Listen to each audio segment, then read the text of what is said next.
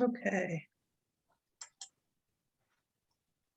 All right, great. So this is the February 22nd meeting of the Groton Planning and Zoning Commission. Jeff Pritchard's chair. Staff tonight is Bruce Lofgren and Deb Jones.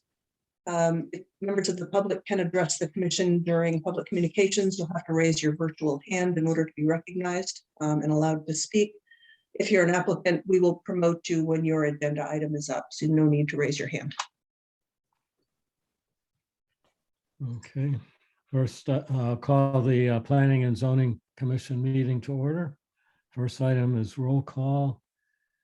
It looks like everybody's here except I don't see Barbara Tarbox and Kevin Fitball are absent.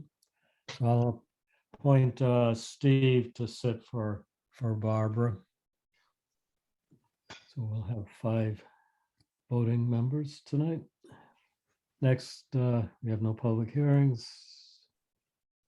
Next item is approval of minutes of previous meetings. I'll make a motion to approve the minutes of January 11th. Is there a second? Who seconded? Oh, Hal. Okay, I didn't. Does anyone have any corrections to the minutes? If none, we'll vote on approval of the minutes as written. All those in favor say aye. Aye. Aye. Any opposed? Any abstentions? Motion is carried unanimously. The next minutes are January 25th.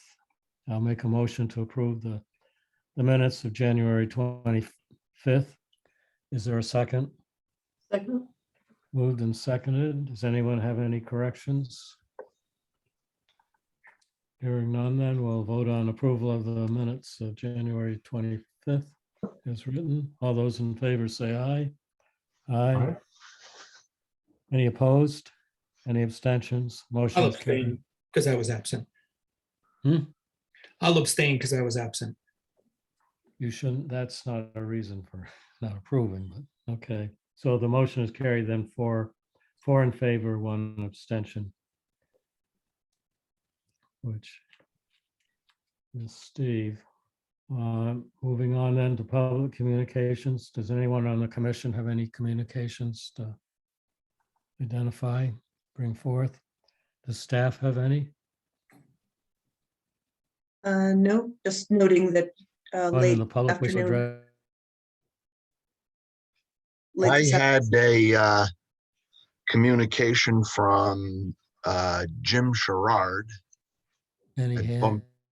Bumped into him, and he was asking about Rita's Rest Home on Godfrey Street, because apparently he seems to think that it's for sale. I just wanted to find out where we are with that, if everything's been resolved there, or if I don't even know if it actually is for sale, but he seemed to think that there was a sign out front that it was for sale.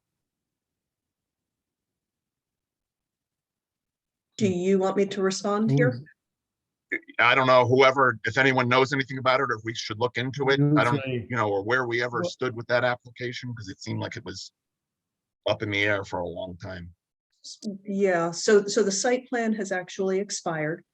The state took over operation of Mystic River Residential Care, and they were made aware that the site plan had expired and needed to be reapproved in order to complete the improvements, which include the parking lot mostly and some of the recreational amenities outside. I also saw that it was for sale on the Realtor website, so I think that is the case. There's nothing for us to do, I suppose. No, not at this point. I don't believe there's anyone living there. Oh, really? It's all shut down? I believe that's the case. Oh, really? When something like that happens, what happens to the neighbors if they have issues, or? Well, It depends on what the issues are. It may end up being a private matter between the 2 property owners. It depends what they are. Yeah, all right. Does anyone in the public have their hands raised. Yes. No. So Zell Stever.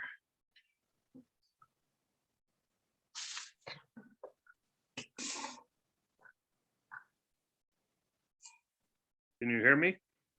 Now, Okay. Yes, okay. Good evening. My name is Zell Stever. I live at 81 Main Street in Groton. And I would like to, Mr. Chairman, come before you tonight I would like to follow up my earlier request to the commission to consider changing the name and map on the mixed-use town center district, the MTC, to a transit-oriented development MTC district in the near future. And I'll explain why I think this is important. And I'll be brief. By renaming the MTC to a TOD MTC, the town developers and other interests will be eligible for new and additional state and federal grants and loan programs that support transit-oriented development. The Connecticut TOD Fund, as it's called, now covers all bus and commuter rail corridors statewide. The fund includes a $13 million and is managed by the Local Initiative Support Corporation, the LISC, to encourage TOD around station stops in Connecticut. Amending the regulations is a way that the Groton Planning and Zoning Commission can support redevelopment in the MTC district now and be a stimulus for our community getting out in front of an important development pattern for Groton's future. It would also encourage the state Connecticut Department of Transportation, as it undertakes its feasibility study, to recommend a new train station in Groton this year along the Route 1 corridor. Again, I'm available to come before the commission to explain why in further detail TOD is important for Groton. I'm happy to answer any questions you might have tonight and request that you take this amendment up in the near future. Thank you very much. you.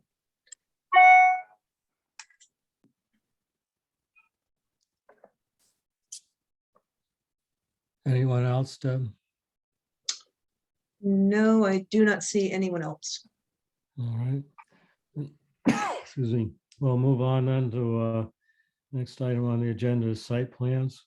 We have SIT 21-23, the Mystic Museum of Art parking automation. Yep, let me just get the applicant Applicant. promoted here.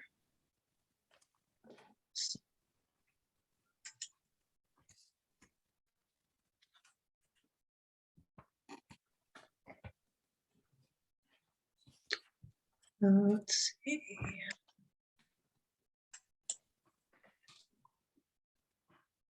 All right, I think that's it. Greg, I've promoted you and Susan and Howard. Is there anyone else on your team? I believe that should do it. We may have comments from Rodolfo Reyes, who is our facilities manager, but I think among the three of us, Greg and myself and Howard, we can pretty much cover everything. Great.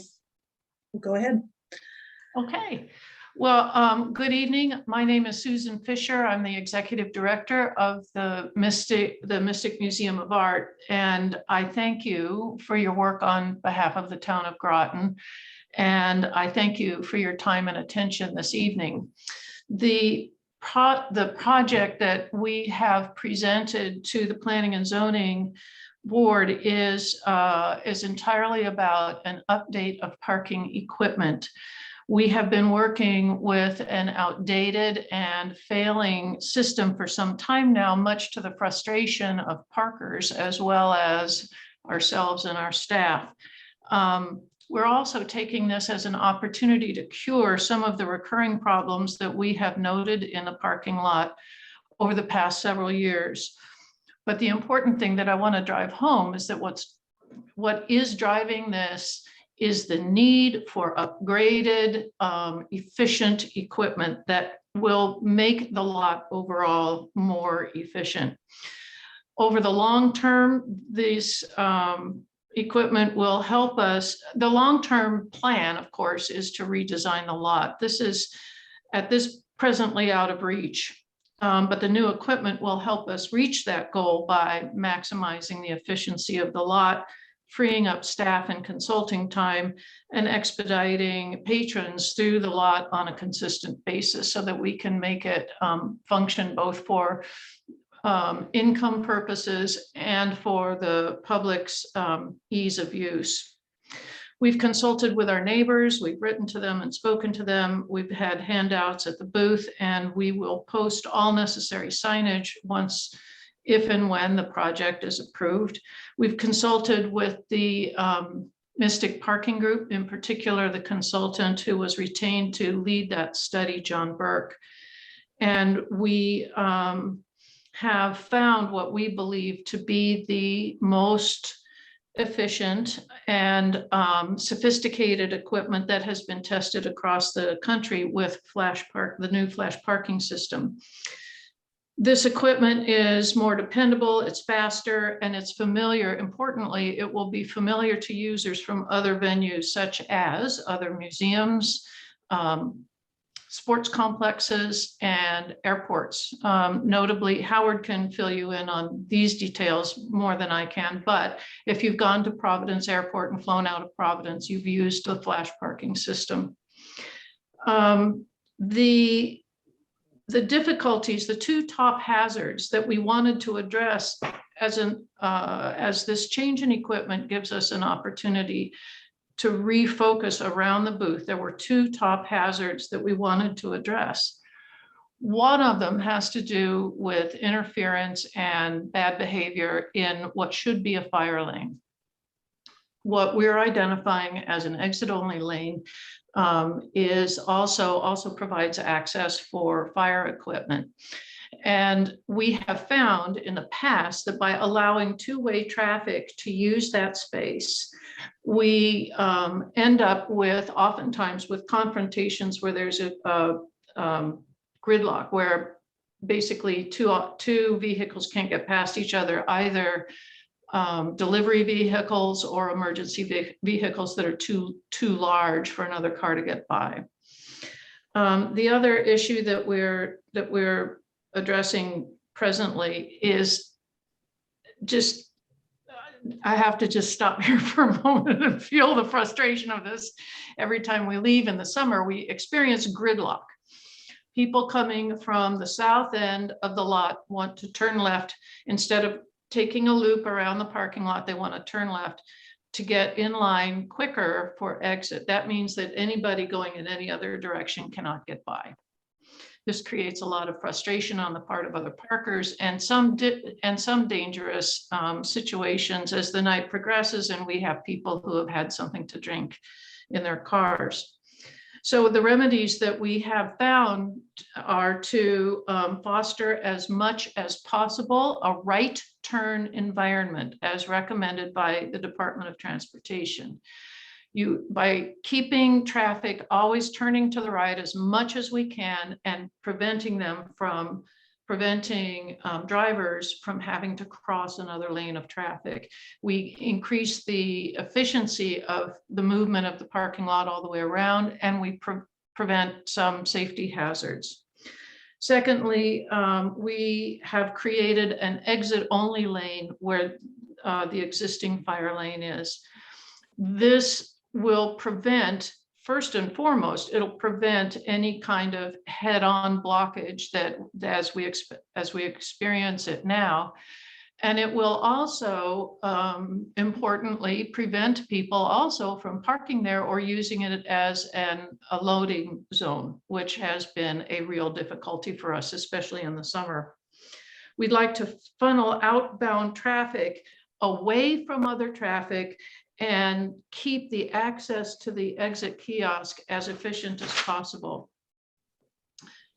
Additionally, what we have proposed in the current plan is a very emphatically marked and clearly delineated crosswalk so that foot traffic is again funneled into a safe and a visible striped area to come across where they very clearly have the right of way. Current misbehavior such as unauthorized parking, we get people parking where they shouldn't park, obstruction of lanes and all the rest will be managed by LAS Parking, a professional parking management service that we propose to retain.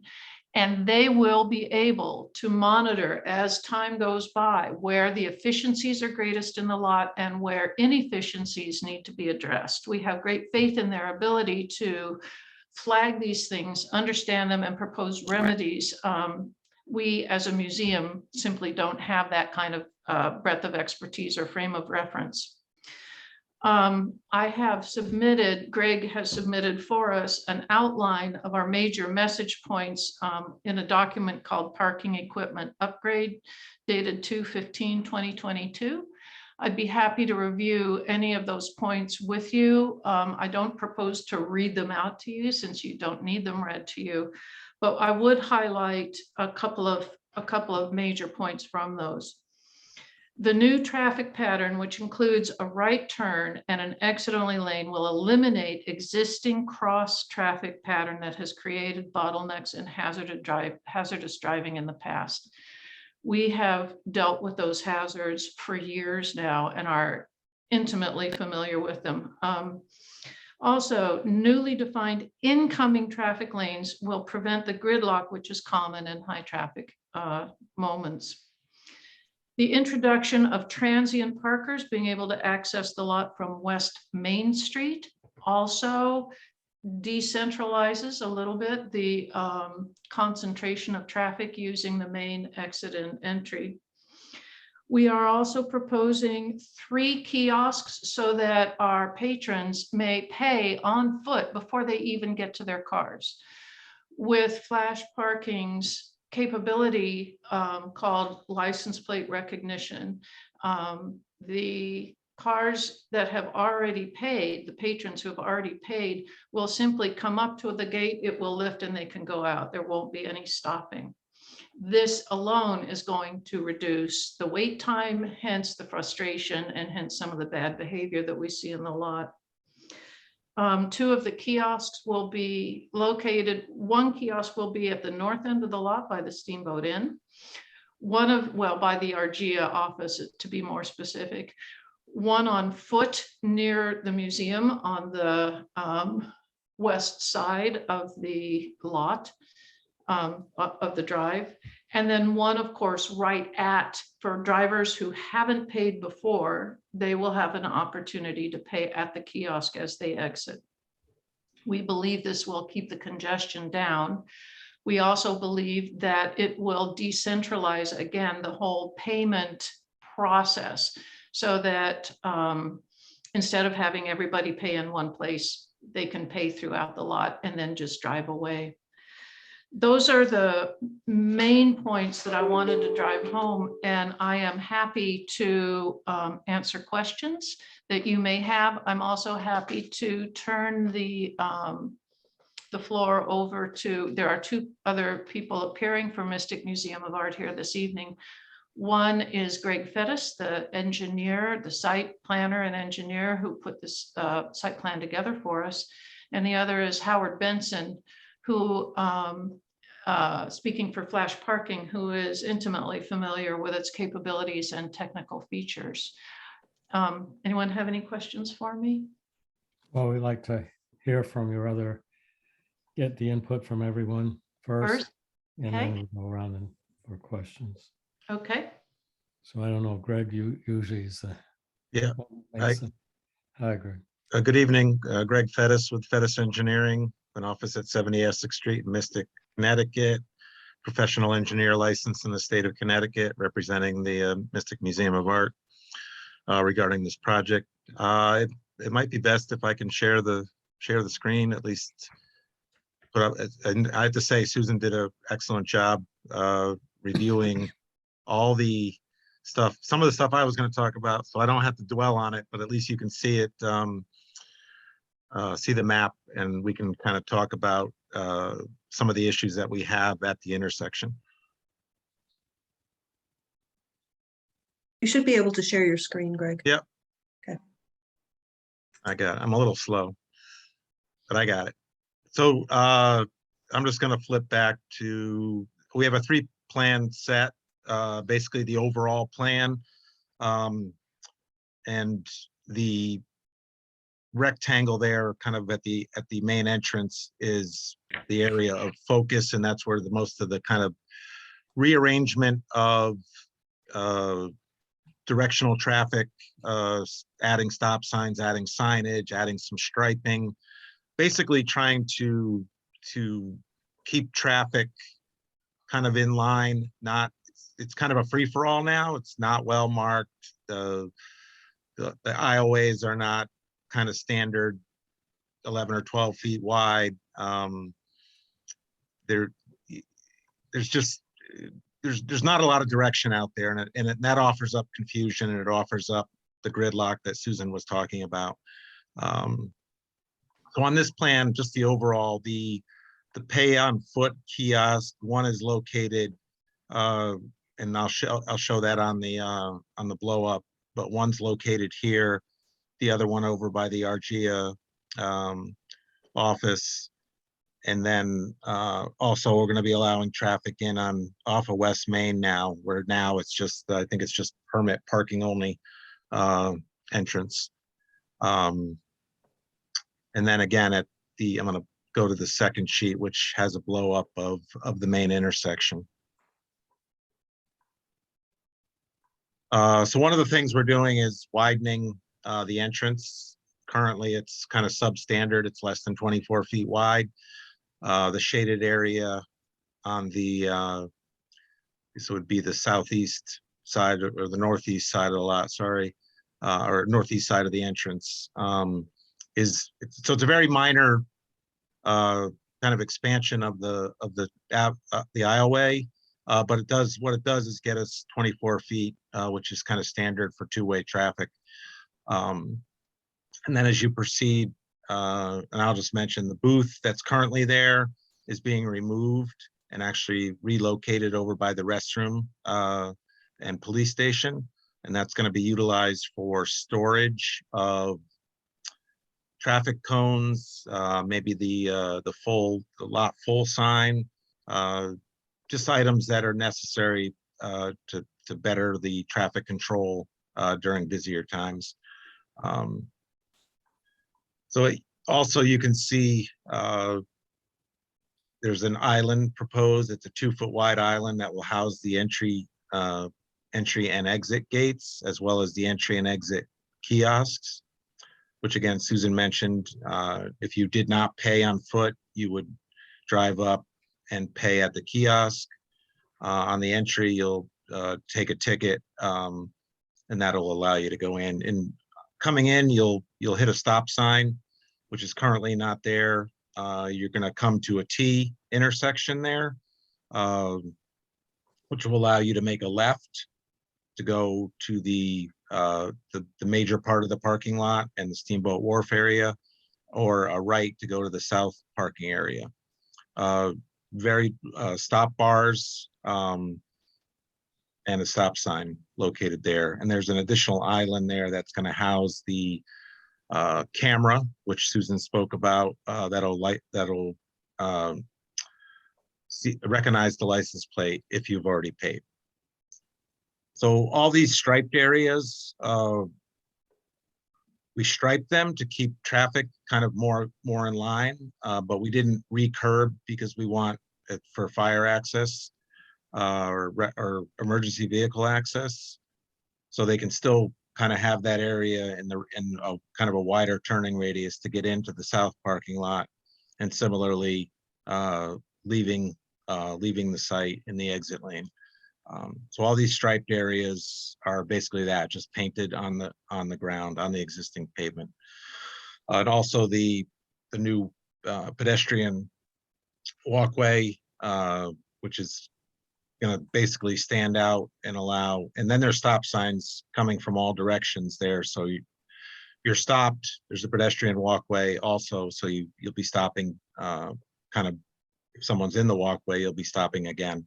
But you'll be at least stopped traffic. You're not rushing in one way or the other. We've added signs for fire lane, no parking fire lane signs. We added a no left turn sign coming from the south parking lot. As Susan stated, you'll only be able to make a right there. We added a parking space there and striped that basically, and put up a do not enter sign. But additionally, there's an exit only sign coming from the Steamboat Wharf area, or a straight to head to the south parking lot, or a left turn to kind of circle back around. So one of the major problems is the gridlock. People used to come from the south parking lot and want to kind of make that left turn to get to the kiosk. And it's because the kiosk is not aligned perfectly. It also added to the frustration of people trying to get close to it and coming across that intersection, which would block any incoming traffic. So that would start to back up, and then people exiting from the north wouldn't necessarily let people in. So you'd have that problem of gridlock that was spoken about. We feel this is going to alleviate a lot of the problems. Is it going to alleviate every problem? We hope so, but we're not sure. We think this is the best, given the circumstances of what's there currently and what we're trying to accomplish here. We think this is much better than what is currently and how it's currently being utilized. Let's see. So I think that's kind of it for that intersection. If there's any specific questions about, let me just go over sheet 3, which is some of the detailing, and then we can come back to the parking entrance. Kiosks, this is what they will look like. The gates, entry gates at West Main, as well as Water Street, and then the exit gate, all very similar to this. A detail of the concrete island. This is the entrance here, which is going to get widened by about 2 feet. There are some plantings that'll either get replanted in the same island. It's a very small widening, but those plants will be either replanted in that island or replanted somewhere else. So I think there was also which Howard will go over, there's a decorative pole that the Historic Commission District, or the Historic District Commission wanted, instead of kind of a regular aluminum pole. So Howard will present that. So there's a camera mounted here, as well as the entry one here, both on decorative poles. The camera over at the West Main Street exit or entrance will be located on the building, so that won't require a pole. And I think that is probably everything on the plan. I can leave this up for Howard, or if he wants to share the screen and to present some of his stuff, we can switch back and forth. Sorry, I was on mute. I know a lot of people that would like to be able to put that button on. My name is Howard Benson. I am the Regional Sales Director for Flash Parking. I have been doing this 1 or 2 years, since 1982. These traffic patterns that have been discussed are an excellent way of expediting your traffic through this facility very efficiently and safe. I just want to make sure I reiterated that, since a lot of times it's taken as you're taking cars further out, but you're actually taking them through the cycle a lot cleaner, faster, and safer. The equipment that we are providing is flash parking. It's Flash Parks equipment, parking access and revenue control equipment. This equipment is definitely user-friendly, and it has a lot more features also than just the kiosk that Susan was so nicely describing in the 3 different areas. One by the pedestrian walkway here, one on the other side towards the steamboat, and one actually in the lane. But you also have the ability to pay by phone. So you can text to pay, you can scan to pay, where you can put up branded signage in different areas and just take your phone and, just as you would do in a restaurant, and scan the QR code and the menu comes up. As soon as you scan that QR code, it automatically goes to your payment screen. You don't have to download any apps, so it's no inconvenience to your customer, and you can just pay for your parking via your Google Wallet or your Apple Wallet, so, or a credit card. So it's very convenient to use. If you don't want to utilize it, you don't have to. It's all about taking the transaction out of the lane and having the transaction happen before you even get back to your car. While they're sitting in and enjoying the museum and they're about to leave, they can literally be paying for that parking while they're walking out or in the restaurant. And when you do come to the exit lane, the second it recognizes the plate, because your ticket is associated with the plate. So the second it recognizes that ticket number 1 is associated with plate number 2, the gate will automatically vend, again expediting that exodus from the facility. It also will help in with the ability to get cars in quicker. Currently, you have to use I may be incorrect, but you use an ID card to come in. But going forward, we have multiple ways of you getting into the facility. We have LPR, where your monthly customer can now register their license plate, and as they're pulling up, it registers the plate and they can get into the facility. We also have the ability to use what we call BLE, and that is simply your cell phone. And when you utilize your cell phone, I'm actually just opening up the app right here real quick so that you see what the customer experience would be. And that would be simply that. They just pull up to the lane. They don't have to put their hand out the window. All they do is take this and slide it over, which I'm doing it backwards, so I'm not seeing it. You slide that over and the gate will vend. If you should have your Bluetooth off, or for some reason you have another level of redundance, and you can scan the QR code and come in. You can enter by phone number. Now, all of these different medias are connected. So your phone, your plate, your access card, your phone number, all of these things are connected. So you can't go ahead and say, well, I'm going to let person A use my phone, person number B use my card, and I'll use my card with the license plate to get in and have 3 people come in on one account. No, all of them are connected, so only one person can utilize the facility. You can have multiple cars if you're in the condominium complex that is there, so you can register more than one vehicle. So you keep tabs on that as well.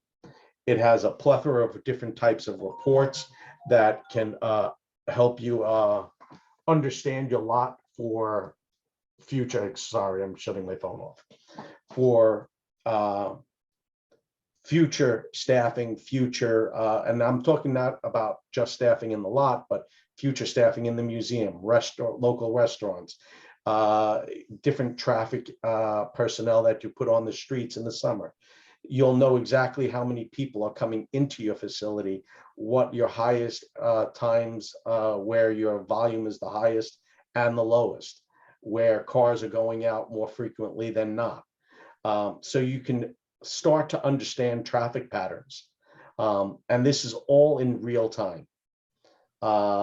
So I'm condensing what I normally would go through a whole thing that takes sometimes months to get people to make a decision on the different features, but this is pretty much what our system can do and also help in this type of environment. Now, I know it was said earlier about other museums. We do have our system in the Brooklyn Museum and the Brooklyn Botanical Gardens. We also have it in the Metropolitan Museum of Art. We have 1 or 2 other museums that will be coming online, one of them being the Museum of Natural History. So we do have a lot of museums, a few airports, as Susan had alluded to, and we are also currently in the Syracuse Parking Authority, Albany Parking Authority, multiple facilities in the Connecticut area. So I'll open up to the floor if anybody has any questions about the equipment, how it functions, or just general questions on. Well, we'll hear from staff and then go through the commission for questions after that. Very good. If you have nothing else to add, does staff have any report? I don't have much to add. That was a very thorough presentation of just the replacement of the ticket booth with this automated parking system. I will note that the fire marshal is comfortable with the traffic pattern and his ability to get emergency equipment in the parking lot. I had hoped to had curbing and grass in the areas where it's painted, but the fire equipment couldn't get in using that. So this was the best solution. Public Works had some concerns about the new traffic pattern, thinking possibly there's going to be a learning curve for people who are using the lot, but they recognize this is a private parking lot. And that's pretty much all I have. Okay, and I'll turn it over to commissioners then. Any questions they have? I'll start with you, Michael. Thank you, Mr. Chairman. I guess this is not no cash. Is that correct? Correct. And then what about, okay, so I'm just going to mention a few like accidental visits, people who pull in, make a mistake, want to come out, people who are going in to pick up their kids. They might be in there for 1 or 2 minutes, UPS delivery, trash pickup, those kinds of things. How is that going to work? Anyone who uses the lot for half an hour or less can use it for free. We only start charging after the first 30 minutes. So And someone it will open who, for them automatically? so yes, we will organize it so that no one is being asked to stop and verify how long they've been in there, because the license plate recognition system will automatically calculate how long they've been there. Okay. And then as far as your question about UPS, FedEx, and US Postal Service will use the lot for free. This was a decision we all came to for the benefit of the residents nearby, as well as the local businesses. Because of the weight and the size of many delivery vehicles, we will be charging over a certain height and weight of vehicle. We will charge for parking that takes longer than half an hour, primarily because of the damage to the lot. One of the long-term ills that we need to address is that the lot is on very soft ground. And we have found that dump trucks, the larger and heavier vehicles that use the lot, construction vehicles and so on, actually have a terribly bad impact on the lot, which we in the long run want to be able to address. One way to even out the impact is to charge for any one of those vehicles that are there for more than just half an hour.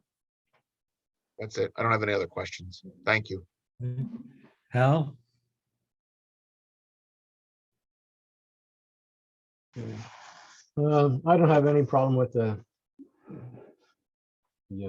the kiosk arrangement or for the traffic flow pattern. I know it will be confusing, I agree. I have a little issue. Not quite sure how much I can be commenting on. He said it's on private property, but we're talking about, I suppose, spillover. There's a couple of things I think I'd mention with, one is I know it's all done with paint. I'm familiar with doing things with paint, and that's fine. In fact, the curb I notice is a mountable curb, so I guess that if a truck needs to swing wide, they just drive over it, so it's not even. See, it's got a soft curve on it. It's a soft curb on it too. In terms of where the stop things are, I'm a little confused about it, just because. But tell you what, can I share my screen? I've got it over here so I can point more easily rather than asking Greg to point to what I'm talking about.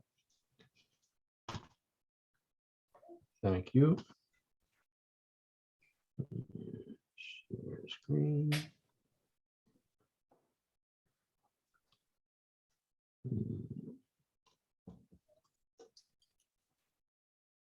I think this is it.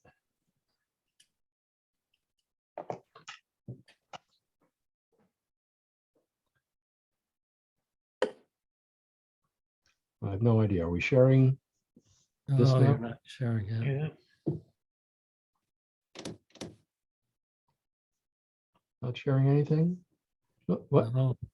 Oh, hold on. It's loading up a security thing on me here. All right. Allow Zoom to share. This is new.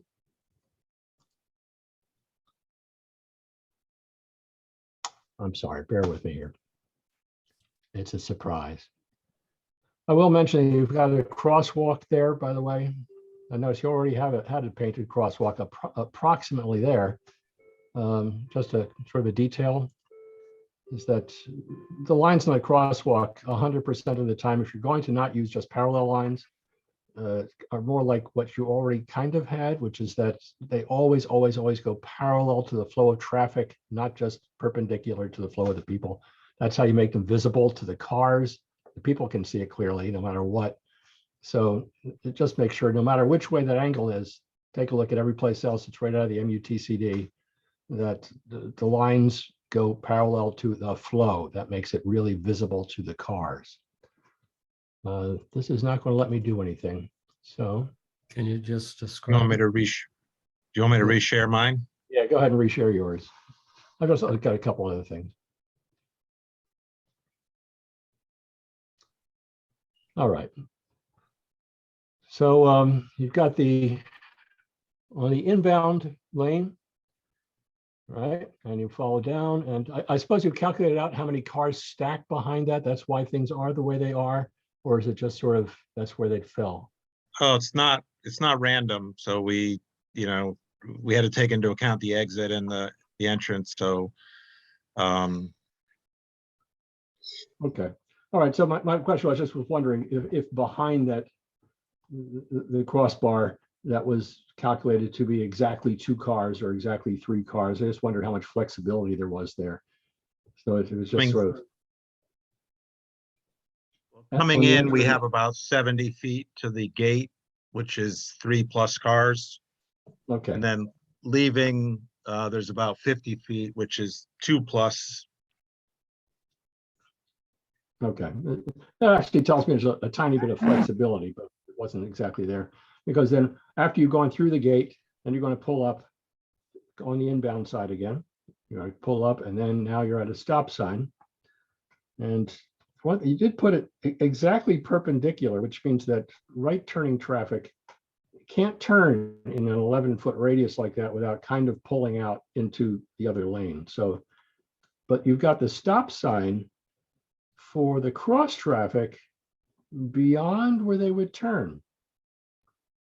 So where the stop sign is for the crossing traffic, yeah, that guy down there, is in front of where the stop sign is for the inbound traffic, which is a really odd circumstance. I'm not quite sure. It's perfectly appropriate for them both to stop so they can see each other, and who's ever on the right goes first. So I don't really know why that one's out that far. It isn't for the crosswalk, it's farther down. So. Yeah, if that's a you good- want to, That's a good point, Yeah. Hal. We could probably move that stop bar back a little bit and the stop sign back a little bit. right, it belongs back there, way to the left someplace, so it clears that, it lets that intersection be cleared. Where the crosswalk is, I know it's approximately there, when people walk into this lot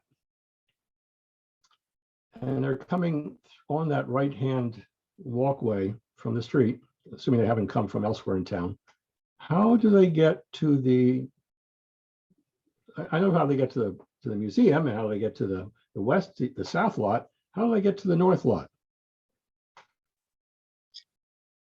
I think they, and I don't know, maybe somebody from the museum, but I think they walk down this walk further down. Yeah, that They, takes, the public generally uses the front and the sides of the museum. They walk on the grounds, which is a safer place for them to be than in the traffic. So if they want to go to the south end of the lot, they can walk along the museum grounds. If they want to go to the north end of the lot, they stay on the Pizzetta and the Sift and the others, that side where there is actually a sidewalk. okay. I'm just looking at, from where we have it set up right now, where the crosswalk is, takes them very nicely to the museum, but it doesn't take them to the body of the parking. So they'll have to find some other way and kind of, There's a defined sidewalk that is safe along toward Main Street there, yes. yeah, but that takes you by where a whole lot of the parking lot is. Down I'm there, sorry? yes. Yeah, if I continue on that nice, beautiful sidewalk, I love that sidewalk, but it doesn't take you to the parking as much. It takes you by the parking. But the large Well, lot. we did not plan, we want to keep pedestrian traffic as much as possible out of the parking lot. Yes, people will have to walk to their cars, but they can get up in an adjacency to their cars on a safe sidewalk. Well, kind of not really, that's what I'm saying. It's that the bulk, exactly where Greg is pointing right now, which is probably, what's that, 35% of the parking of the whole area, the sidewalk doesn't get you to, which means people will cross wherever to get to there. I just think you should do something, as long as you're doing such a great job of watching where the pedestrians are going. Here's a place where they're going to ignore everything and cross in front of all the traffic to get to where their cars are. You kind of have a means to it because you've done all this right where the neck is for these things. You've got enough striped area to get them across. As long as you're putting in crosswalks to define where people should go, I think you almost have the exact place right there. Whereas if you walk down that sidewalk from Water Street, pretend you just kept going straight across, not from Water Street, go back to Water Street entrance, that sidewalk, right, and go straight across there, and you've already got a striped area. That way, at least you can identify where people are going. And maybe they'll stick to that rather than just kind of going wherever.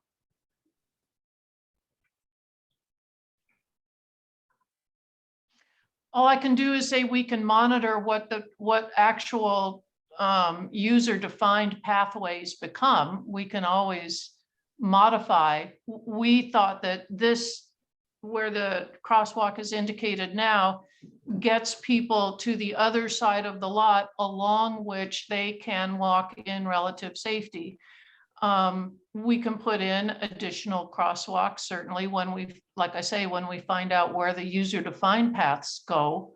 As it is right now, people pretty much walk through the lot as they wish. We're trying to give people who want it a safe way to get from one side of the lot to the other.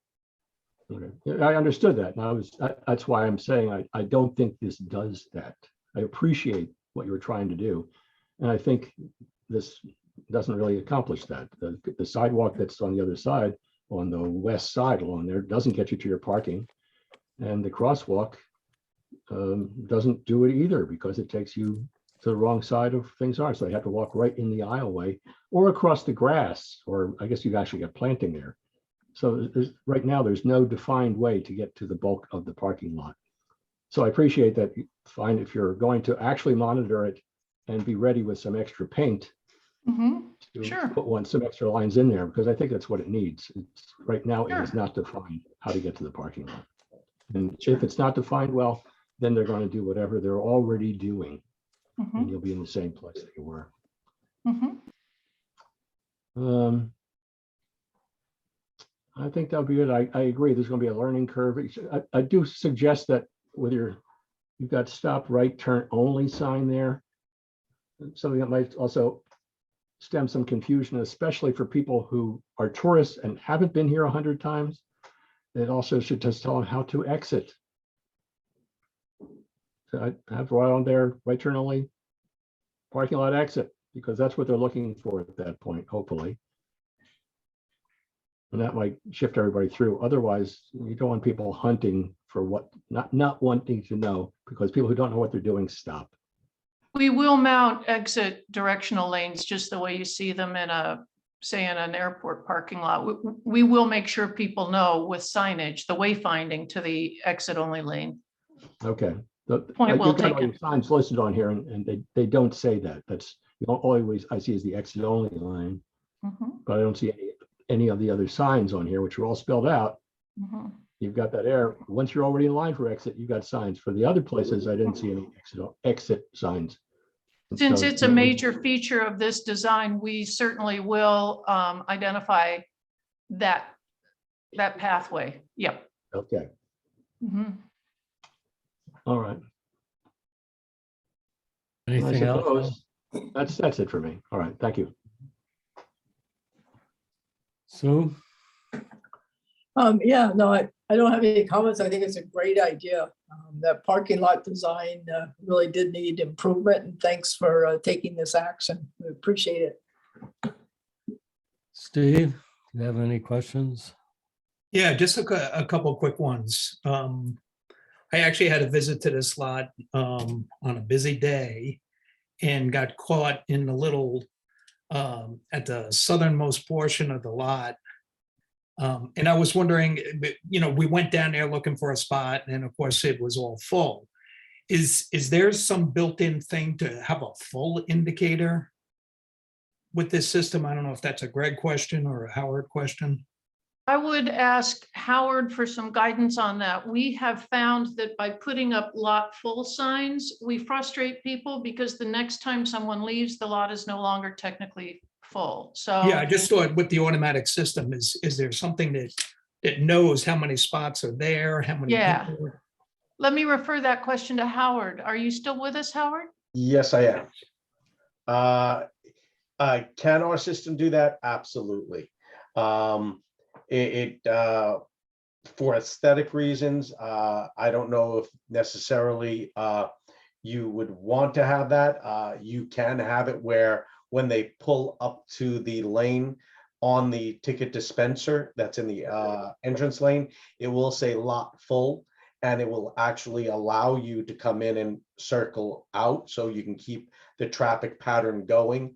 But once you have a lot full sign that's posted on the outside, it also creates an environment like they're trying to get here. So now they pass your museum and they're circling around, creating more of a traffic pattern, getting them in and letting them circle out with no cost to them.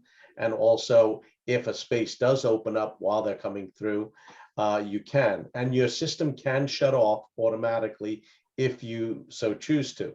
What's good about the system is that it's very intuitive, it learns, and it gives you all the historical data you need to make informed decisions in a month from now, a year from now, and 2 years. So this way you understand your traffic patterns and you can enhance it. And I know it's a long way getting to it, but if you wanted those lot full signs, yes, they can be added. Yeah, I know the sandwich, the sandwich board type thing that goes out in front, that's a minute by minute change. I mean, somebody could leave the next minute and suddenly you're not full. So, but like I said, it is a frustration driving all the way to the furthest extent of the lot, and of course get caught in that little cyclone that there's really only one goes into and goes out of down by the condos. So, all right. So I guess what I heard is that it can be implemented to have an indicator on the kiosk that says full, and then it allows somebody to go in and literally turn around, or if they see somebody pulling out, they can grab the spot. Correct, and we can Right. all, the parameters are set up by you, All by the end user. No, I think You that's can- a sensible, real-time solution. Right. For something like that. All right, little more, another technical question. Is this system that's, seems that it relies pretty heavily on plate recognition, storm, snow and everything like that? What happens to the system if it can't read a plate? Okay, so there's a few things. That's a multi-level question. When you do enter the facility, you are still taking a ticket to come in. So if you should go out and it can't read your plate, you always have the ability to present your ticket. And there is no moving parts. You just present it, it scans it and tells you exactly how much you owe, and you would pay that amount. If you were to take a ticket and the LPR, everything is fine, when you pull out and you didn't pay anywhere, as soon as you pull up, it recognizes your plate and it will display how much you owe for parking. So it doesn't delay your exodus from the facility. It will automatically tell you, okay, you owe $10. So this way it keeps that process moving quickly. Okay. The LPR is also LPR AI with artificial intelligence. So it not only is reading the plate, but it's reading the color, a dent, a car, a bicycle rack that's on the vehicle. So a lot of times you'll have kayaks where they have the rope coming down to the back trunk, or the bicycle rack, and it's blocking part of that license plate. With this, we'll be able to recognize that car by the partial plate. The other thing about our system that might help here is that our system has a cellular backup, a 4G backup. Fortunately, it's not a 3G backup because they're discontinuing that now.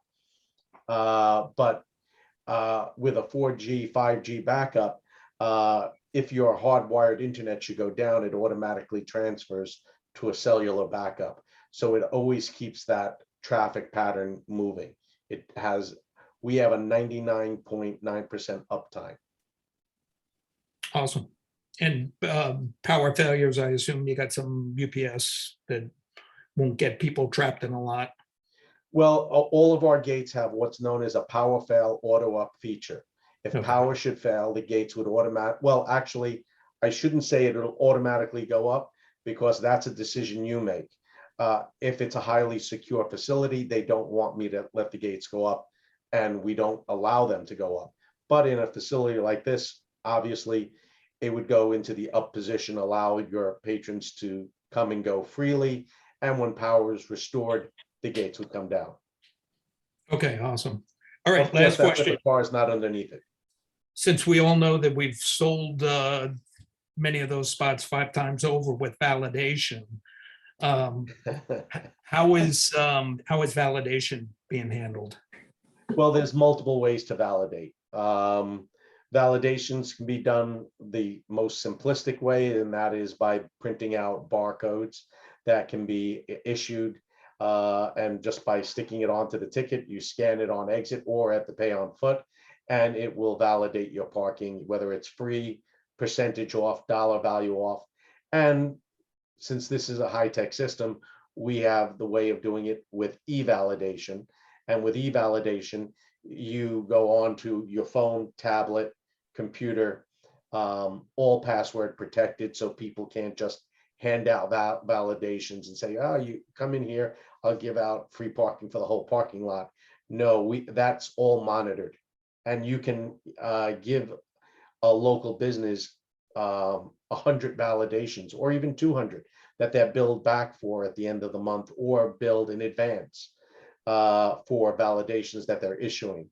So there are multiple audit trails to deal with validations.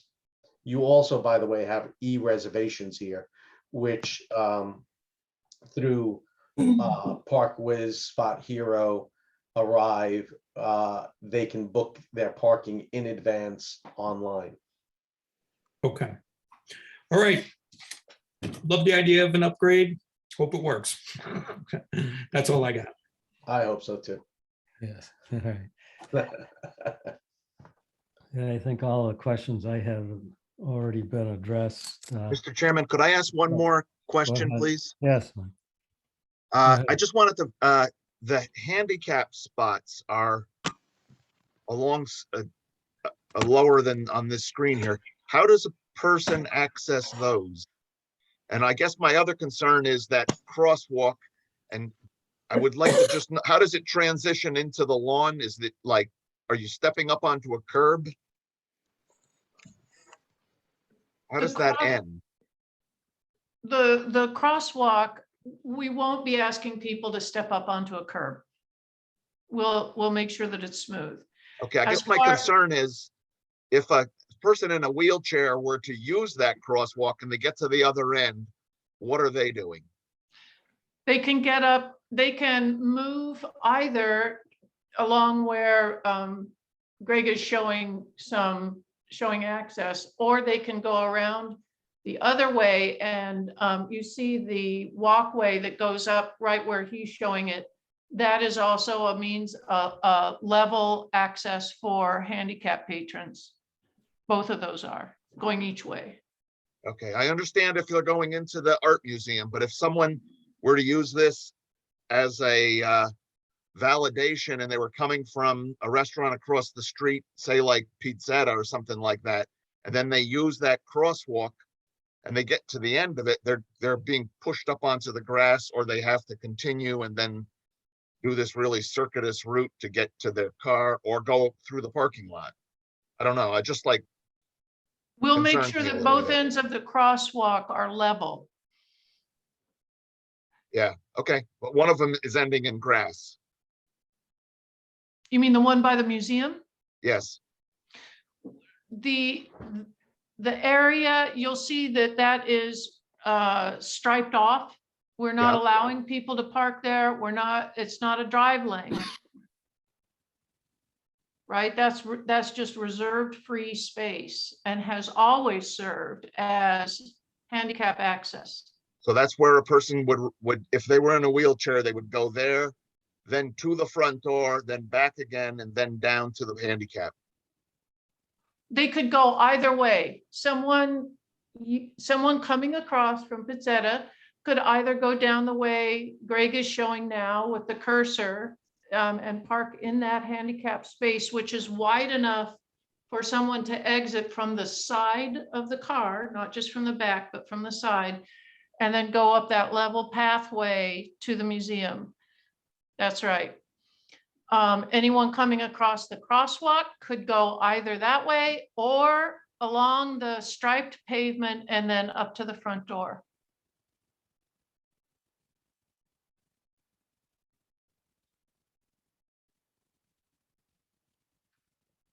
All right,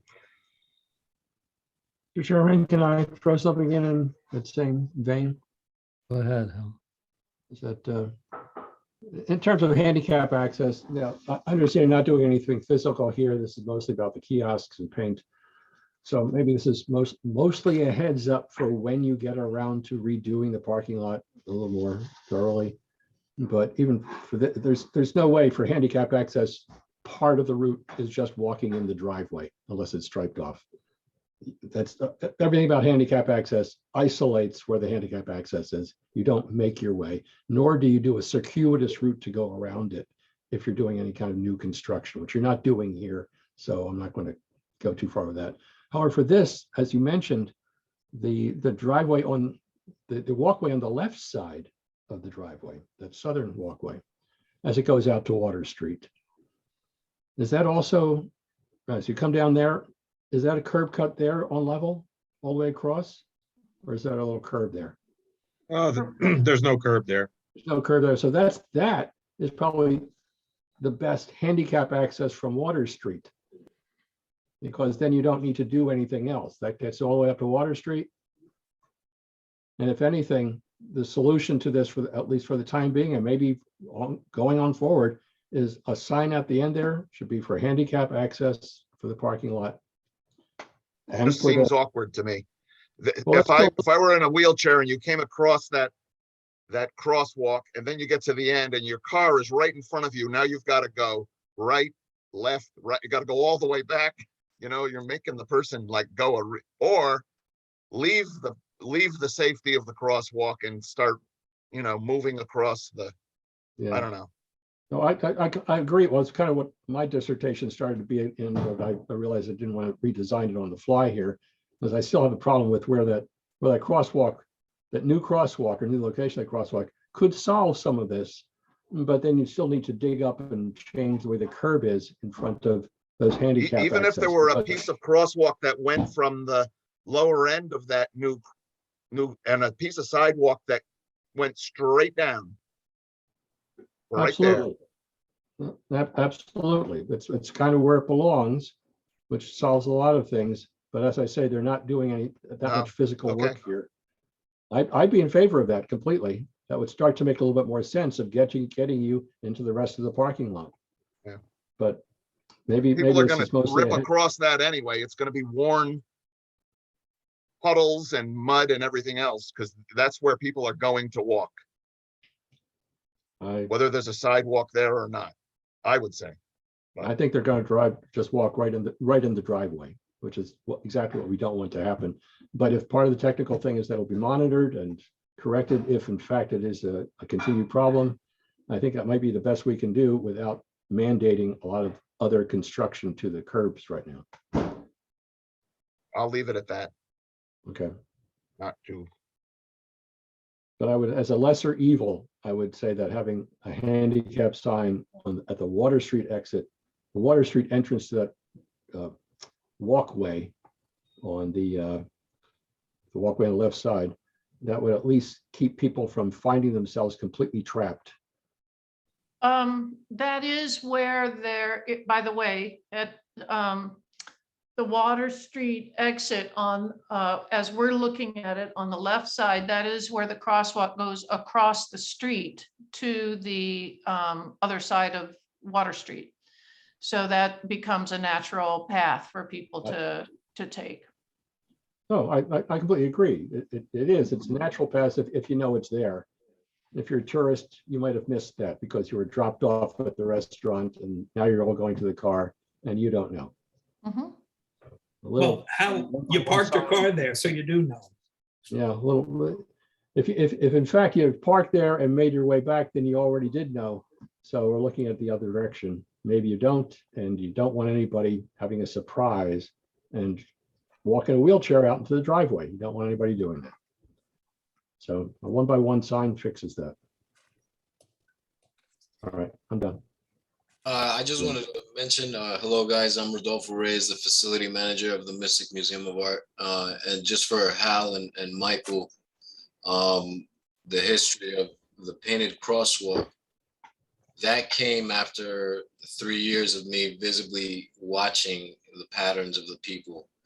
And I put that there so people would use it, and they don't use it. What they've been doing, a lot of people, they use the handicap ramp that's on the left-hand side coming off of Water Street. But the little crosswalk that I painted, I sort of painted it so that people would see it and use it.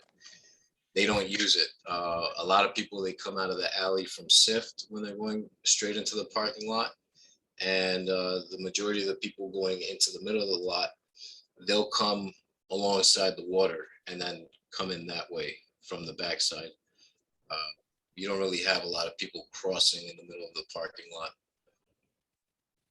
But just so you guys know the history of the crosswalk, I intended that so people would actually use it, because after 3 years of being here, I saw the danger of people not following the pattern.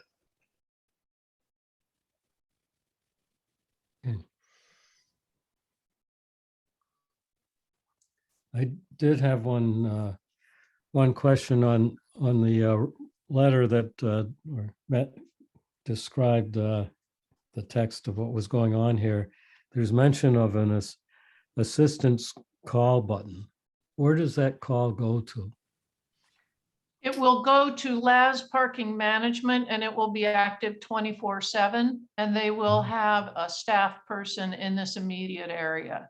Okay. And I appreciate you asking that because I had raised my hand in order to say that people can make that call from the on-foot kiosks as well as the kiosk at the exit.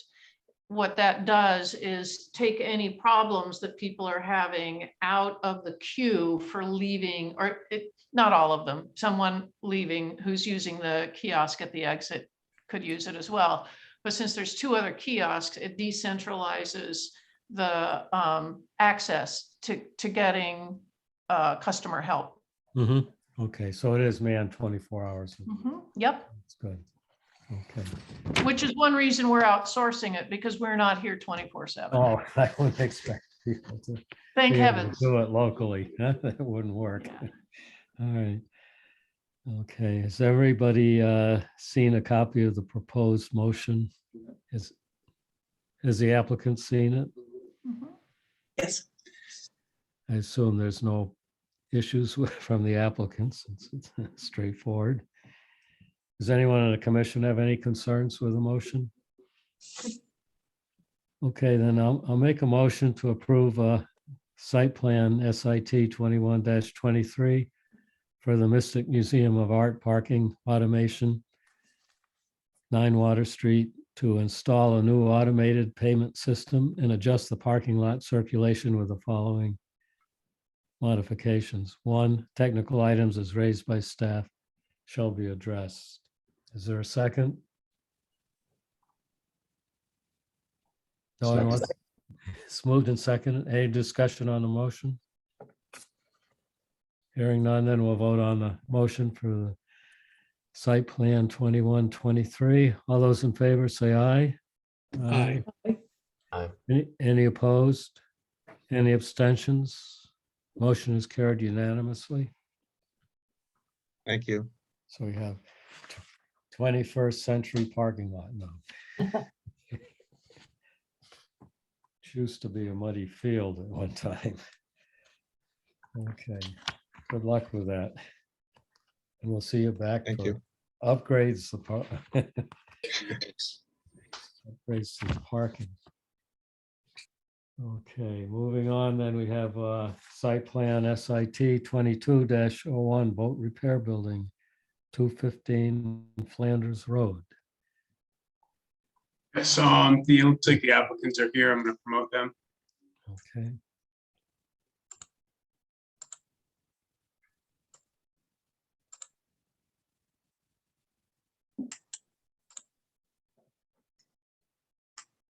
Looks like Barbara is an attendee now, so I'm going to bring her back as a panelist. I don't know how that happened. Yeah. Yeah, I was trying to do it and it's not letting me. Oh, maybe it's not letting me either. Huh.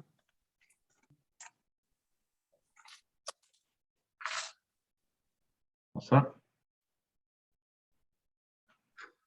Yep, so this is the boat repair building phasing plan.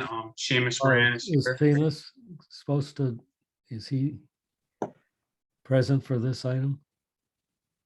Yeah, I'm- Seamus is here. I don't know how the Zoom is working, but I would prefer to just not vote on anything because I was so late. And I think Steve should sit in. Oh, that's right. Yeah, Steve's appointed because you weren't there. So- Right, so so that's The fine. way it will stay. That's Stay fine. as Steve will stay. But you can still comment, Barbara, if you Thank want to. Thank you. All set? Okay, good evening, Commission. My name is Seamus Moran, professional engineer in Connecticut. Thank you for having me tonight. I'm here representing the applicant, Fort Hills Sitco LLC, represented by Nick Saheen, who's, I don't believe, with us tonight, but for his project located at 215 Flanders Road. You may be familiar with this. We received a site plan application approval for site plan SIT 20-12 back in January 26th of 2021, a little over a year ago. And that was for a 9,900 square foot boat storage building and a boat repair building, a separate boat repair building as well. Okay, I'll share my screen just to familiarize Commission with the plan.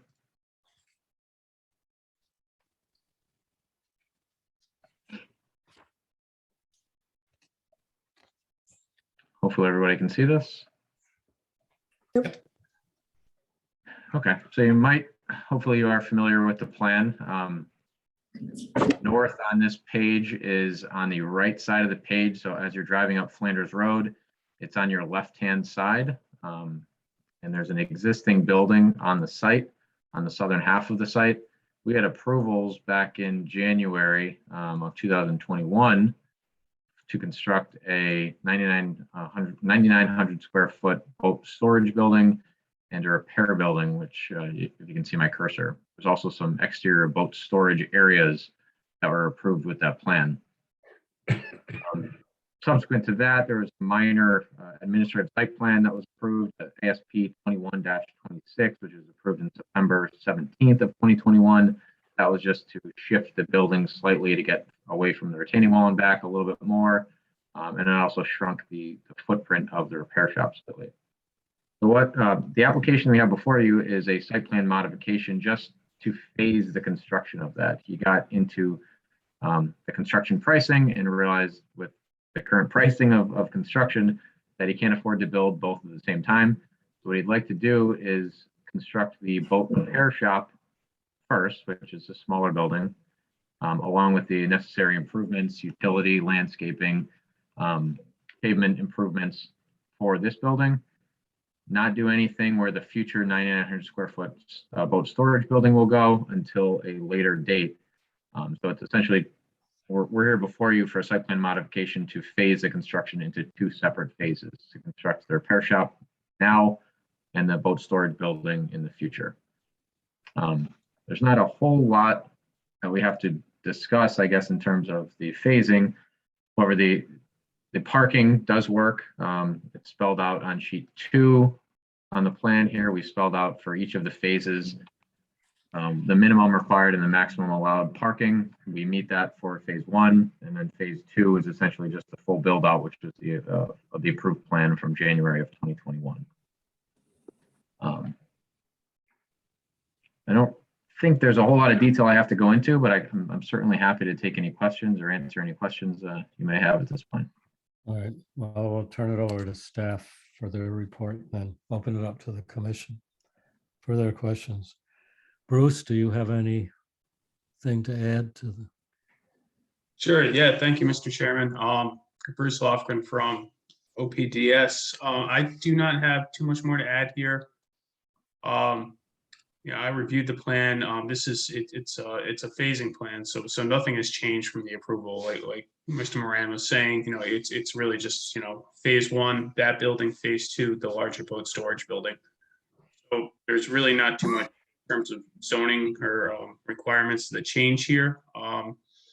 One thing to note is that the outdoor boat storage area remains the same, so it won't be increasing. So the area of where the second phase 2 building is going to be proposed won't be boat storage building. So everything's remaining the same.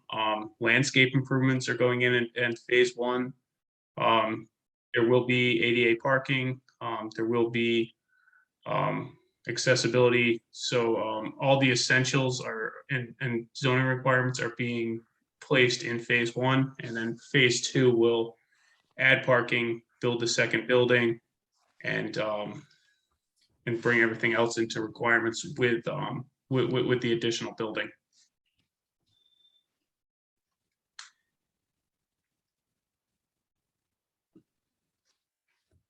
And so will all the landscaping be done at phase 1?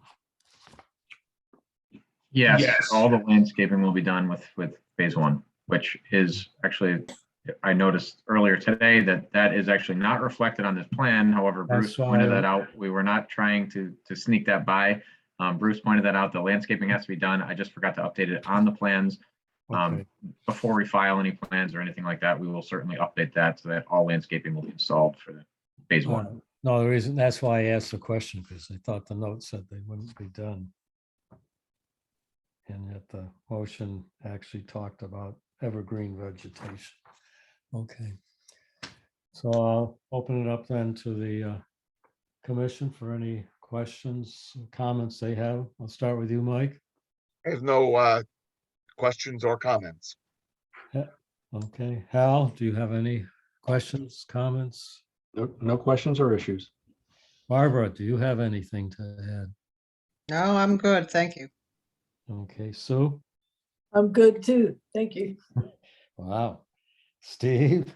No questions or comments. Okay, and the only one I had was a vegetation, so I have none either. Has everybody looked at the proposed motion?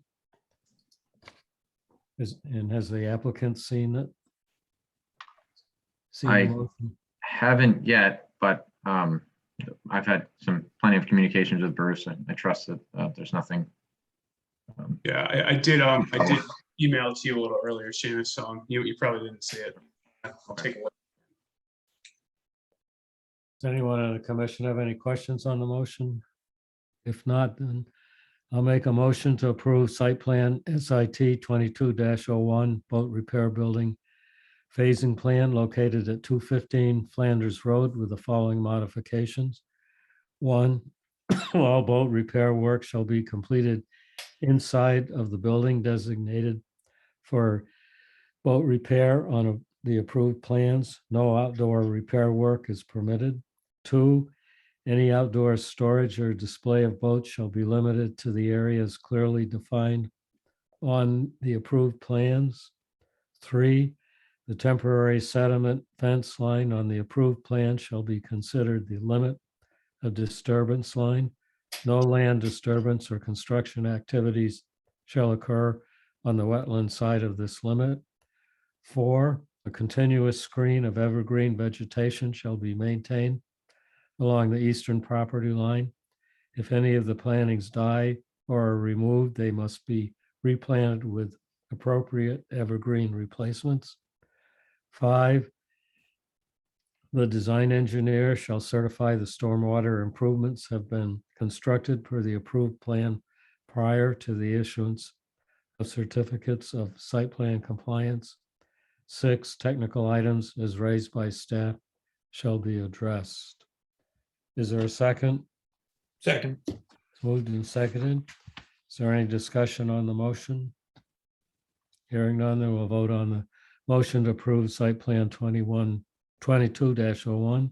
All those in favor say aye. Aye. Aye. Any opposed? Any abstentions? Motion is carried unanimously. Thank you very much. Have a good night.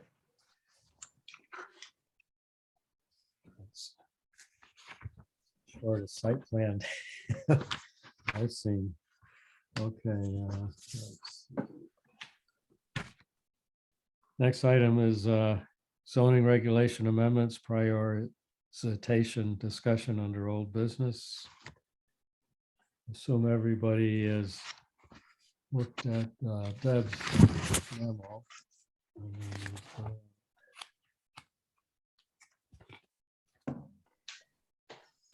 So, You want to go over yeah, I will. what Thank the you. purpose of this is and how we want to address it, Deb?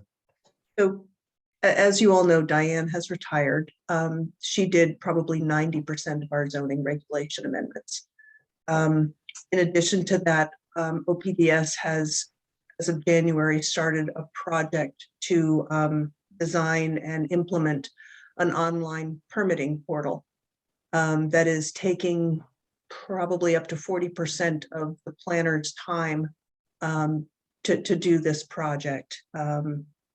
So in addition to that, we have a number of projects that have come in that we're working on, and we have recently hired Diane's replacement, who has a good deal of experience, but most of it is Massachusetts experience.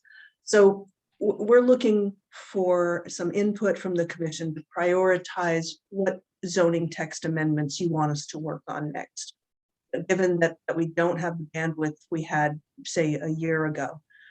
So I've outlined 6 that we've recently talked about. Just to list them off, it's, recreational cannabis, bicycle or other equipment storage and multifamily unit developments, renaming the MTC to the TOD MTC, accessory dwelling units. That's not something we have discussed recently, but the legislation that was passed last year made it so that towns can't prohibit ADUs, and there are a few things in this legislation that don't quite match up with our accessory dwelling unit regulations. And I've spelled those out here in terms of parking, the size of the unit, and that we can stipulate that they can't be used as short-term rentals. So you have the opportunity to opt out of these changes if you like the regulations the way they are right now, or we can amend the regulations to match the new state statute. Short-term rentals is also something that we've talked about. Although we haven't heard back from the town council, I would assume that we'll probably start working on that after we hear back from them, maybe in a month or so.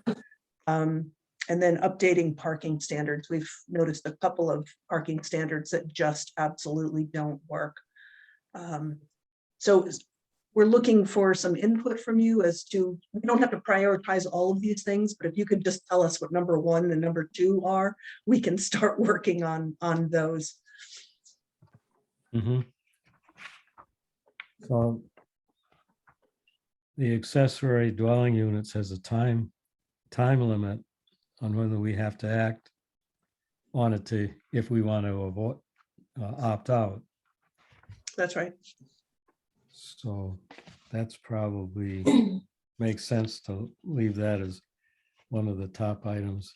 And I'd like to see the cannabis for retail facilities done. I don't know what other people feel about these.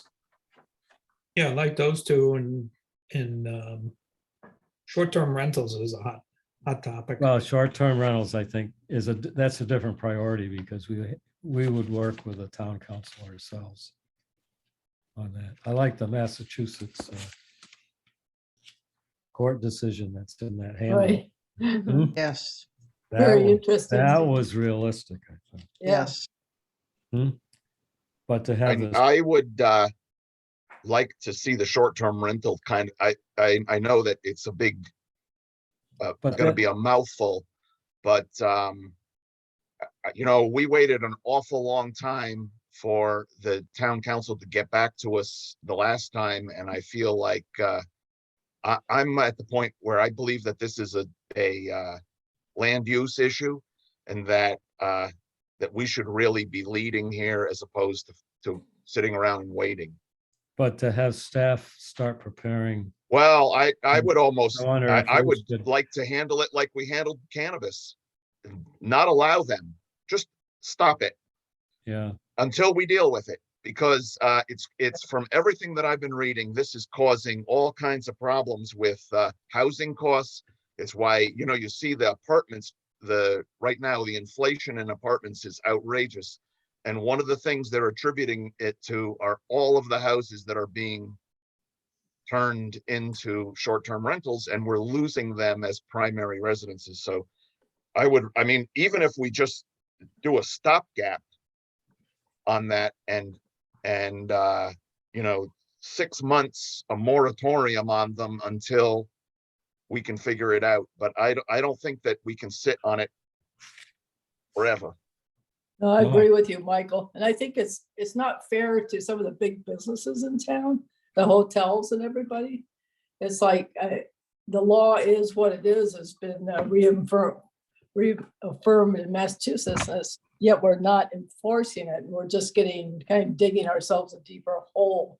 And I think that is a good idea to treat it like cannabis. One thing I would say though, I think about one of the other initiatives here that should be relatively easy and have a big payback. And I think that would be to rename the MTC. It might be something we could do quickly while we're getting organized on some of the really technical, bigger issues like accessory dwelling units and STR, which kind of goes together in my mind in some ways too. For me, I'd put MTC TOD thing as number one because it looks relatively easy to do. And to me, it's a no-brainer. That's going to get the town more grants and get a lot more visibility on what I dare say people seem to like that idea. But until the state is willing to extend Shoreline East, there's no advantage to doing that. Well, then it'll be too late if we wait. To go. It'll be too, it is a chicken and egg, but we will lose the opportunity. Oh, aren't they supposed To to? wait a year and then they say, okay, now a year from now, they said, okay, now we've done Shoreline East. Well, great. Now we don't have a train station even vaguely planned. So. No, but you have, but you still have the one in Mystic. And you The one in Mystic is not in Groton. It's in the wrong place. No, Mystic is not Groton. No, and we need a downtown, I think. Yeah, but until you get people to say they want to do that, to spend the money to extend it, or are willing to extend it, I don't know that that's worthwhile spending time on changing the zoning regulation. I think it's low hanging fruit. Yeah, exactly. Low hanging fruit. Yeah. I don't think it would be that difficult. I think it takes, I know it's a long process to do, but it doesn't take a whole lot of our time to do. No, it does. I agree. Or staff. Or staff. What does it amount Takes a to? long And time. can Deb weigh in? I mean, it sounds like you have to go through the regulations and add this verbiage everywhere in the regulations. Is that what it amounts to, or is it different than that? No, that's right. That's right. That The word- plus it's amending the map. So it's two different application processes. Right. Okay. But we're, That's like a word the magic process. of, the magic of word search. Yeah, allows you to exactly. find which words you need to replace. So the map's Exactly. a little more work to do. But But just, it's just- can I just ask a question? I heard what Mr. Stevens said, but putting 3 letters on a map suddenly gives us more opportunity to get grants? Is that what I heard? I know it sounds crazy, but grants are like that sometimes. What And I you're- meant, And to me, Yeah, to me, but I think once Chelsea Groton decided to make their headquarters into one building and you start to see different things happening here. And it's kind of like other parts of town seem to be really stepping up. And I think anything we can do to help this area that's been really a problem child will really be a good thing. And it'd be easy. does the magic happen because of these 3 Yep. letters, or does the magic does. happen because we applied for a grant? No, read his Oh. memo. It really makes a difference to have those letters. It shows that we're thinking about it. We're planning it too. Yeah, but I think it's a more complex and expensive issue to the town. That $13 million would probably, you'd have to have 100% of that to build the station. Well, I don't think this Oh, means we're gonna that. do it, and I Huh? don't think we know. That's I- for the planning. I think I need to bring up maybe a freedom of information issue or discussing something that's not on the agenda. It's But not yes, just prioritizing. I know, but we're getting beyond prioritizing. We're getting into more than that. And it All we need to do bothers to agree, as Deb asked, all we're agreeing What to we're now doing is to what's the priority. prioritizing. And if we're thinking, I'm hearing, we think it's a pretty good priority. Yes, I That's it. agree. You want to talk about not being a good idea later? Fine, but right now, I think it's a priority to discuss whether or not it's a good idea. Right. No, but we'd be telling Deb that her staff has to work on. Maybe we want to have 3 items. Sure. Do this. Yeah, Deb, what are like, if I like, give up on bicycle storage, which is a pretty, to me, a significant, issue right now. we're How- not giving what up are we on doing it. here? I don't, are we gonna, I just like, I'm gonna have a hard time supporting a multifamily development in Groton if there's no place for a bicycle to be stored. Yeah, It's but gonna be an issue for me. So I don't know. no, these I don't things, think we're, it's just a priority. Do we Well, want, but do I we guess, want to is it see gonna be something 6 in? months or a year?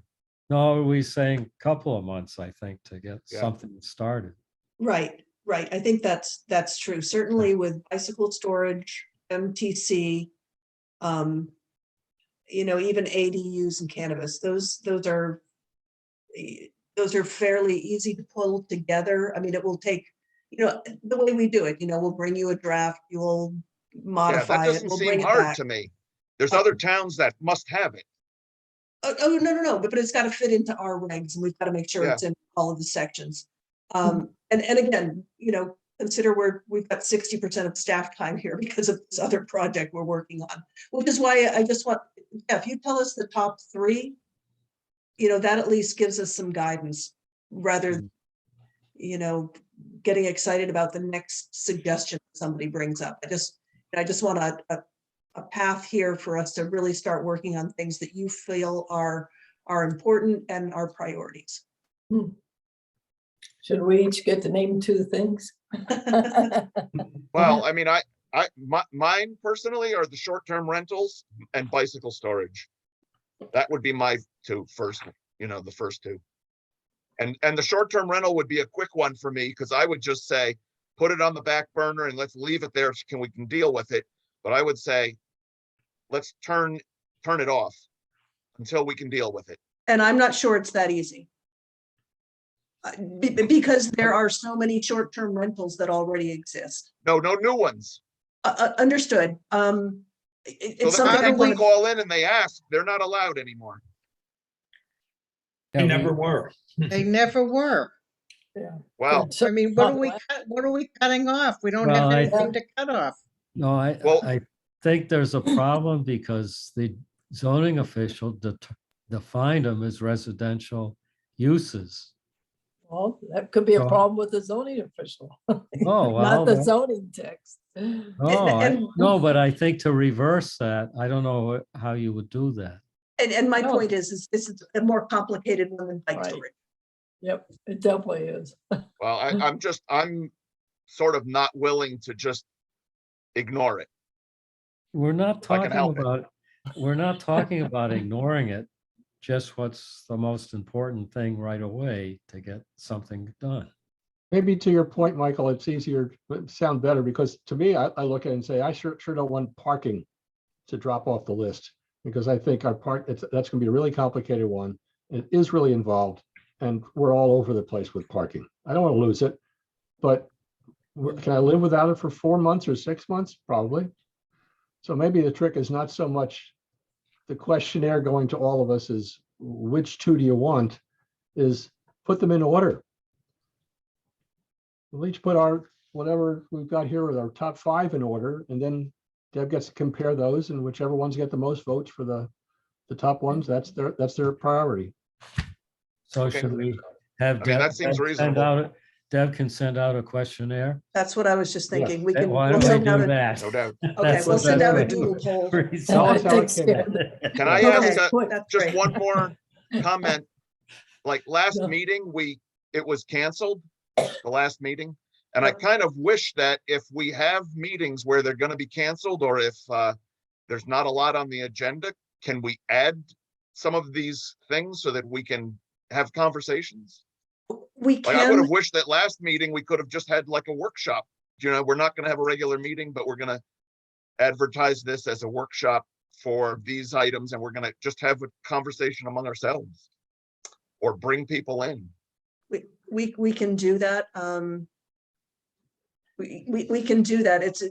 There's staff prep that goes along with Yeah, that. no, I So, realize. I know, but yeah, absolutely.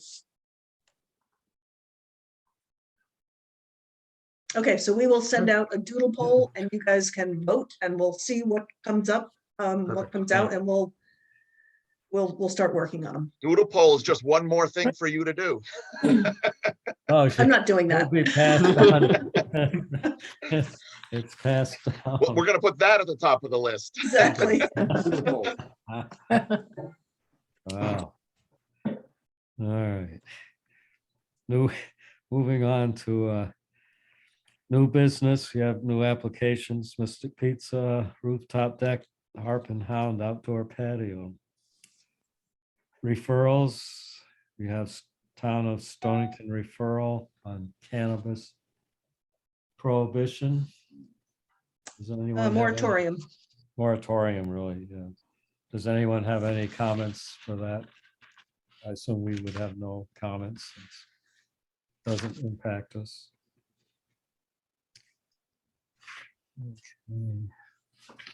Okay. Moving on then, reported chair, I have nothing special to report. Reported commission, does anyone on the commission have any items to bring I have a forth? couple of quick ones just to bring up. Maybe it just goes to enforcement after the fact of our lighting standards. I just noticed that both SIFT is the most egregious, but SIFT and Sandbox have kind of new lighting. Maybe I didn't notice it was Sandbox, or maybe they took their existing parking lot lighting and decided it would do better if they tilted them up 30 degrees. So now they're not full cutoff. They're the glare bombs that we're supposed to be stopping. The new lighting at the SIFT patio is horrendous. They put these little glare bombs right around their patio. Looks very charming during the day when they're off.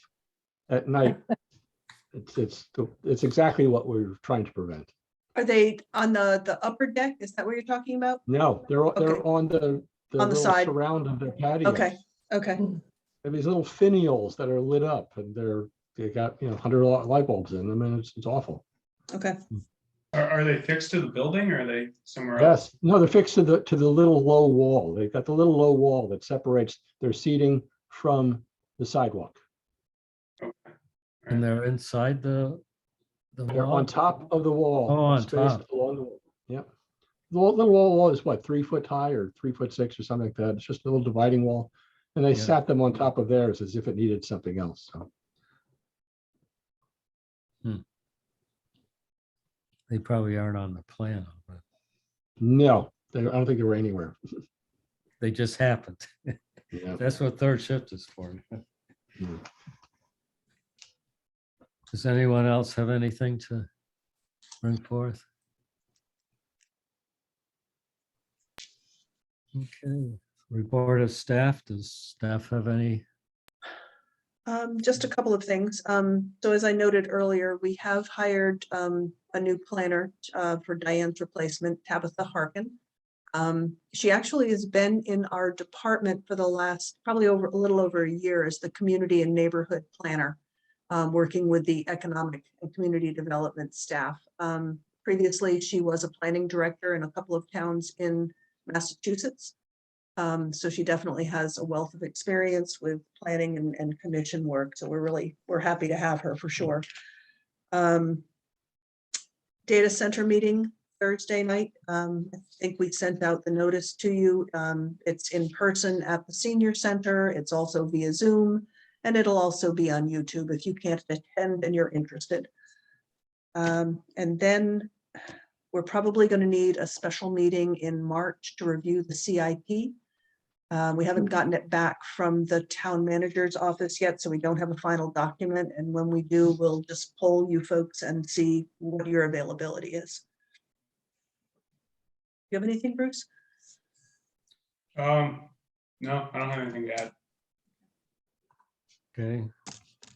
And we have the Connecticut Federation of Newsletter, which did have short-term rentals in it. I don't know if everybody's read it. Yes. But I think Yes. the Massachusetts judge has picked the right decision. Yeah. it's He's, interesting. Very interesting. he saw through the issue. Yep. And we have the ASP report, application updates, and the blight report. Any concerns with those? Yes, on the blight report, I'm glad to see some progress is being made. I guess I'm the designated blight person on this commission. Maybe you get sick of hearing me. However, I did not see anything done about the spot and the garish bright red banners that surround it, which I personally said, okay, during the pandemic, everybody's got to make money and do business. And I don't want to hurt any business, but that is ugly. And really, I would very much like to see that come down. It's been up there for months. It's the bright red. It's new. It's not the old one that they had. It's new. And it's just, to me, it's a slap in the face. It's bad enough. Doesn't meet the sign regulation, does it? No, it doesn't mean anything. It's a big banner. A huge All the way banner. around, I know. All Yeah, I the think way it's around. touting takeout or something. Right, exactly. Yeah. Yeah, well, we've been doing this pandemic stuff for 2 years. And if we don't know now that places have takeout, then, we don't deserve to have dinner. It shows up on Google Maps that way. Yeah, you can probably see it from satellites. And there's also, and I thought I'd mentioned this before, a residence on Judson Avenue down near Irving. I don't remember the address of it. That's got everything in the world on the front lawn, and I just can't imagine being the neighbors there. I know it's been a long-term issue, but It has. and it'd been cleaned up before, and it just needs to be cleaned up again. It's horrible. Thank you. Oh, also, personally, I will not be able to attend the March 8th meeting. So Steve, you can sit in for me again. He's well trained. Let me, did you say March 8th? Yes. Nope, I won't be here either. Oh, you've given it away, Steve. What's Gonna have to put in the second alternate. Okay. Need a new alternate. Okay, does anyone have anything else to add? And if not, I'll make a motion for adjournment. Is there a second? Second. Moved and seconded. Okay.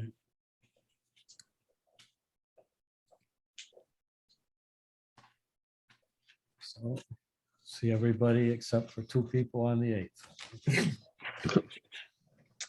All right, good night. Thank you all. Good night. Everyone. Right.